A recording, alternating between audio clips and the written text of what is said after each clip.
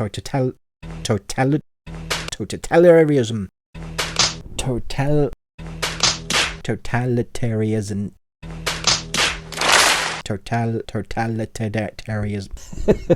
Total annihilation. Total annihilation. Hi and welcome back to the Ruby Tuesday. My name's Ruben and today we're diving into a film that's not often talked about. Disney's The Black Cauldron. Yes, that's right, we're heading deep into the 80s for this one. It's dark, it's weird, it's for ages 6 and up, and it has a haunting score that I honestly think deserves way more love. We've got a lot to talk about here, so let's jump into it. This film came out in 1985 and Disney was in a rough patch then. This was before the massive Disney Renaissance, before The Little Mermaid came along and saved the day. And The Black Cauldron, well, this film is very different from the bright and cheery Disney fare that most people associate with the studio. This one is dark, and I mean really dark for a Disney movie at least. It's a fantasy adventure based on the Chronicles of Pride Dane by Lloyd Alexander, which is, funnily enough, inspired by Welsh mythology. The story follows a young boy named Taran, a pig keeper, and his journey to stop the evil horned king from using the Black Cauldron to raise an army of undead soldiers. Yep, that's pretty intense for a kids movie. But the thing that really stands out, and I'm talking about the thing that makes the movie what it is the score. It was composed by the legendary Elmer Bernstein, the same man who did the score for The Magnificent Seven, The Great Escape, and even Ghostbusters. And with The Black Cauldron, he took this opportunity to create something haunting, mysterious, and just downright unsettling at times. You know, the kind of music that creeps up on you and sticks with you long after the credits roll. From the very first notes of the soundtrack, you know you're in for something different. Bernstein uses low strings, airy woodwinds, and these big, ominous brass sections that make you feel like you're right there in the dark, shadowy world. You can feel the weight of the danger. It's not whimsical or playful, it's menacing. And that's just something Disney just didn't do at the time. Now let's talk about the Horned King for a second. This guy, this villain, is the stuff of nightmares, certainly was for me. He's skeletal and cloaked with glowing red eyes, and Bernstein's score makes you feel that evil. It's deep, guttural, and filled with tension. Honestly, it reminds me of the villain themes from other dark animated films like The Secret of NIMH, which came out just a few years earlier. In fact, The Secret of NIMH and Watership Down are really great comparisons here. These were animated films that weren't afraid to go to the dark places to tell a story with real consequences. And The Black Cauldron was Disney's attempt at stepping into that territory. But here's the thing, it didn't exactly work out for them. The movie was a massive flop. The production was troubled with budget issues and massive cuts to the film before it even released, including some really creepy stuff. And at the end of the day, it didn't land with audiences at all. But in hindsight, it's one of those films where you look back and think, wow, they really don't make them like that anymore, do they? You know that old timey-wimey things that old people say, that I'm starting to say these days? It's not just because of the dark tone, but also because of the risk that Disney took. And that's true on so many levels. It's not just because of the dark tone, but also because of the risk that Disney took. I mean, think about it. Disney is known for its safe, family-friendly, happy ever after films.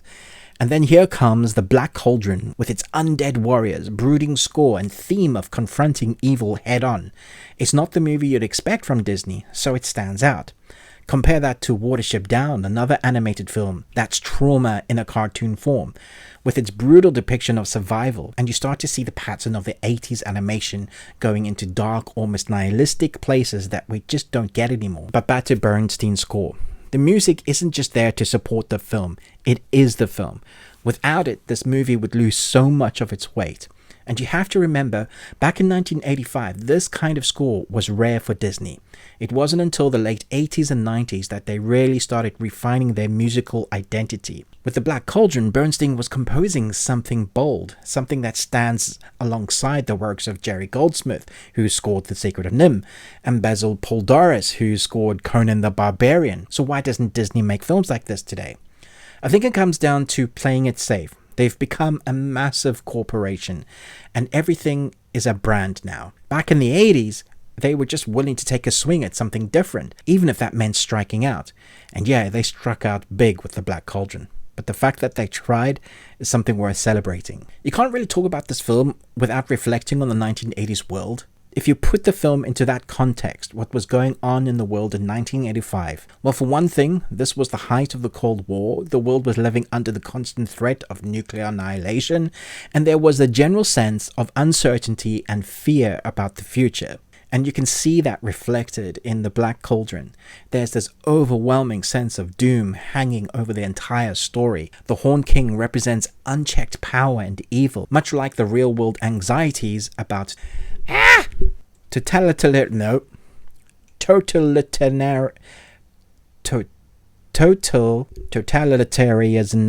I don't know how to pronounce that word, sorry. And the war that people felt at the time.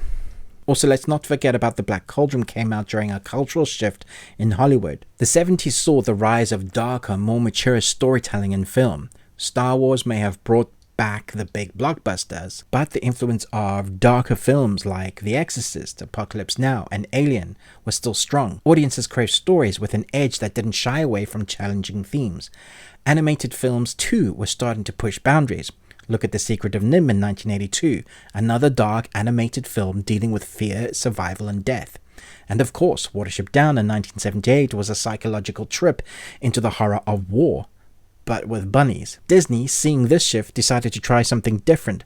But the problem was Disney's core audience wasn't looking for darkness. Families went to Disney movies for comfort, not for a deep dive into the darkness of the human soul. If you haven't watched this film in a while, or maybe you've never watched it, do yourself a favor and give it a go. Pay attention to Bernstein's score, listen to how it weaves through the narrative, building tension, driving emotion, and creating a world that feels so much bigger than what's on the screen. And ask yourself, would Disney take a risk like this today? Or is this the kind of dark fantasy a relic of the past? I do want to tackle that question just a little bit before we carry on. The Black Cauldron definitely scared off Disney. That's kind of why they don't make films like this anymore. After this movie, Disney wouldn't really flirt with dark fantasy in the same way again. Sure, The Hunchback of Notre Dame had some pretty adult themes with Frollo's obsession and damnation, but it was wrapped in enough light-hearted songs and colorful characters that it didn't feel as risky. Disney learned its lesson to stick to the formula that works, and we see that formula in place today with almost every major animated feature. Even films with more mature themes like Frozen 2 don't approach the raw darkness of the Black Cauldron. It feels like they've fallen into this formula, this safe, comfortable zone where everything has to be marketable, sequel-friendly, and filled with merchandise potential. But where's the boldness, the daring, the risk-taking that made films like The Black Cauldron possible? Sure, they've done some darker stuff recently. The Lion King remake had a little bit more edge to it, and Maleficent tried some complexities to its characters. Still, they're nowhere near the level of The Black Cauldron or The Secret of NIMH. But let's be honest, Disney is a massive corporation now, and they've got shareholders to answer to. They can't afford to just take risks like they did in the 80s. But there's a part of me that misses that boldness. There's something refreshing about the fact that the Black Cauldron exists. Even though it failed, it's a reminder that creativity and innovation come with risks, and sometimes those risks don't pay off. But when they do, you get something magical. Or maybe with films like Blade Runner or The Black Cauldron, people will look at the film many years later and go, hey, that was pretty damn good. So there you have it, folks. The Black Cauldron may have been a film that almost killed Disney, but it's also a fascinating piece of their history, and honestly, it's worth revisiting. The themes of darkness and fear and courage still resonate today, and Elmer Bernstein's score is an absolute masterpiece that deserves more attention than it gets. The movie was a product of its time, a time when Disney was struggling with the world it was living under the shadow of a Cold War, and when animation was experimenting with how far it could go. So what do you think? Should Disney take more risks like The Black Cauldron? And what's the darkest Disney movie you've seen in recent years? Let me know in the comments, and if you enjoyed this more video essay type of style, do like and subscribe so you don't miss any more. Thanks so much for watching, but most of all, until next time, remember, live long and Tuesday.